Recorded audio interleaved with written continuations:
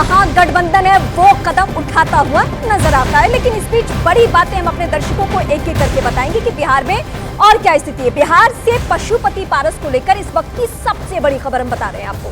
कल एनडीए छोड़ने के बाद कयास ये लगाए जा रहे थे कि पारस महागठबंधन के साथ जोड़ेंगे, लेकिन अब तो खबर ये है कि पारस को महागठबंधन में भी तरजीह नहीं मिल रही है। महागठबंधन में नहीं शामिल होने पर उनके बाकी बचे सांसद भी उनका साथ छोड़ सकते हैं। अब ये स्थिति हो चुकी है, ये एक एंगल निकलकर सामने आ रहा है कि पशुपति पारस को लग रहा था कि उसी हाजीपुर सीट से अगर मैं महागठबंधन का उम्मीदवार हो जाऊं, महागठबंधन की तरफ से मुझे मौका मिल जाए तो मैं चिराग के सामने आ जाऊंगा। बड़ी बात और बताएंगे आपको, पशुपति पारस पटना इस वक्त पहुंच चुके हैं, लेकिन आज अब तक उनकी कोई मीटिंग फिक्स नहीं है। महागठबंधन में उनके जाने की जो चर्चा थी वो भी अब कमजोर पड़ने लगी है। दावा तो ये भी किया जा रहा है कि अगर पशुपति पारस महागठबंधन में शामिल नहीं हुए तो उनके सांसद उनका साथ छोड़ सकते हैं।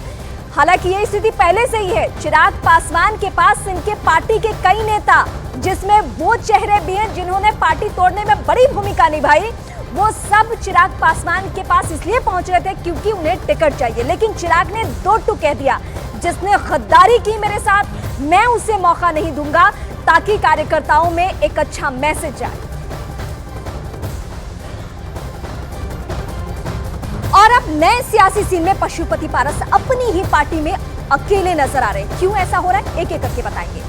महागठबंधन में पशुपति पारस ज्यादा भाव नहीं मिलता देख एलजेपी सांसद चंदन सिंह अपनी राजनीतिक भविष्य की तलाश में जुट चुके हैं। महबूब कैसर अली पहले ही चिराग से मुलाकात कर चुके हैं। वीणा देवी ने तो चिराग के साथ जुड़ने का ऐलान तक कर दिया, और प्रिंस राज जो कि चिराग के चचेरे भाई हैं, उन्होंने भी चिराग के साथ जुड़ने के संकेत दिए। यानी 5 सांसदों की पार्टी में 4 सांसद अलग राह अपनाने के संकेत दे चुके हैं। इसके बहुत सारे पहलू हैं, एक एक करके बड़ी बातें हम आपको बताएंगे।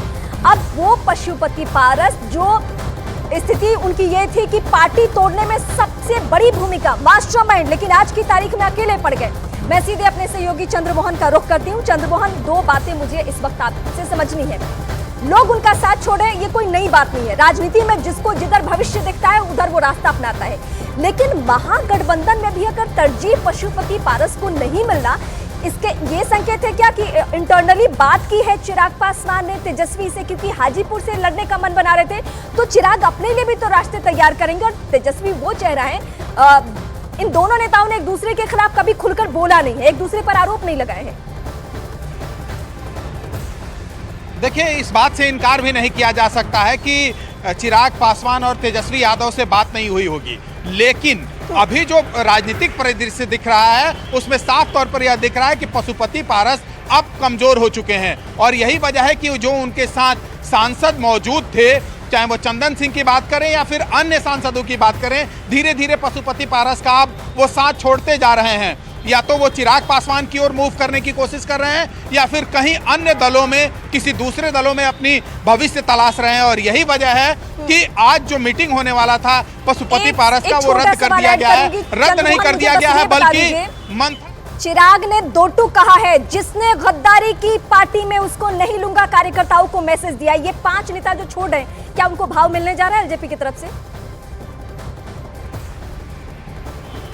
देखिए, बहुत ज्यादा उनको तरजीह नहीं मिलने जा रही है। जो 5 उनको सीटें मिली है उसमें सिर्फ खगड़िया एक ऐसा सीट है, महबूब अली कैसर हो सकता है कि वही वहां से रिपीट हो। हालांकि इस पर मुहर नहीं लगाया जा सकता है, क्योंकि चिराग पासवान ने साफ तौर पर यह कह दिया है कि उनके पिता के निधन के बाद जो लोग भी उनका साथ छोड़ चुके हैं वो दोबारा उनके साथ पार्टी में लेने वाले नहीं हैं, और ना ही वो उनको टिकट देने जा रहे हैं। हालांकि बीच में ये बात जरूर सामने आई थी कि उस समय महबूब अली कैसर तो जरूर पशुपति पारस के साथ आ गए थे, जब चिराग पासवान और पशुपति पारस दोनों आदमी अलग हो गए थे। लेकिन कुछ ही दिन बाद महबूब अली कैसर ने फिर से अपना पाला बदल लिया था और लगातार चिराग पासवान के टच में रहे, वो उनसे बात करते रहे। तो ऐसे में हो सकता है कि महबूब अली कैसर को फिर से एक बार खगड़िया में जगह मिल जाए। लेकिन अन्य जो 4 सीटें हैं जिसमें एक में चिराग पासवान खुद लड़ने जा रहे हैं, लेकिन वो जो और 3 सीटें बची हैं उसमें कहीं भी दोबारा वो लोग रिपीट नहीं होने जा रहे हैं जो पशुपति पारस के साथ चले गए थे। आपका, लेकिन इस बीच में आपको बता दूं कि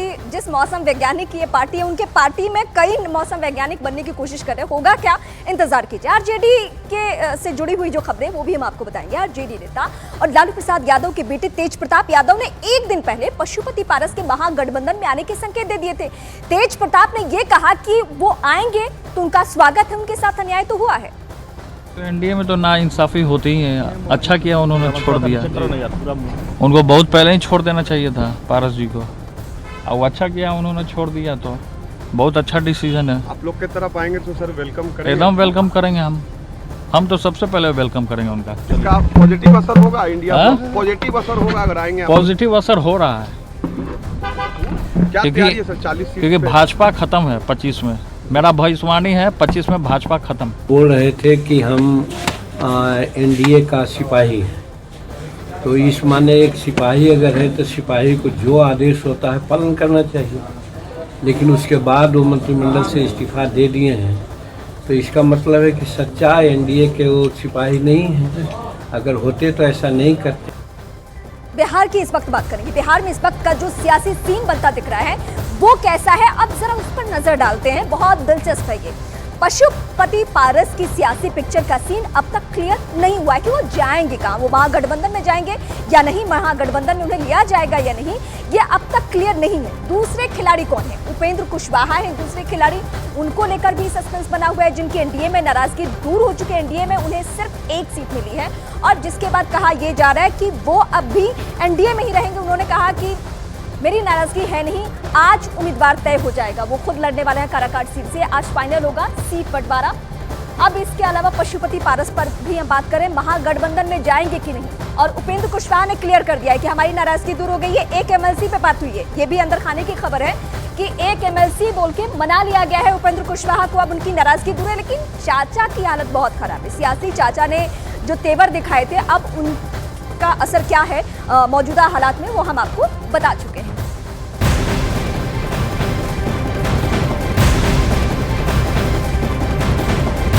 बिहार के बाद महाराष्ट्र वो प्रदेश जहां पे अभी भी सियासी हलचल है सीट बंटवारे को लेकर। बड़ी खबर इस वक्त हम आपको महाराष्ट्र से ही बताएंगे, जहां पे एनडीए में एमएनएस शामिल हो सकती है। और इसी के लिए आज एमएनएस चीफ राज ठाकरे महाराष्ट्र के मुख्यमंत्री एकनाथ शिंदे और उप मुख्यमंत्री देवेंद्र फडणवीस से मुलाकात कर सकते हैं। कल ही राज ठाकरे और अमित शाह की दिल्ली में मुलाकात हुई थी, तकरीबन आधे घंटे ये मुलाकात चली। कल यानी गुरुवार को राज ठाकरे अपनी पार्टी के नेताओं के साथ बैठक करने वाले हैं।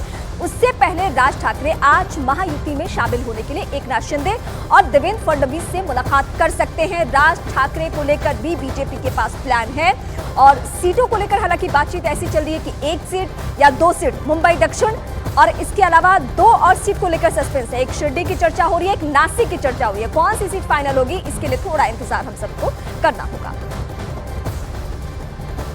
दिल्ली में अमित शाह से मुलाकात के बाद राज ठाकरे ने गुरुवार को अहम बैठक बुलाई।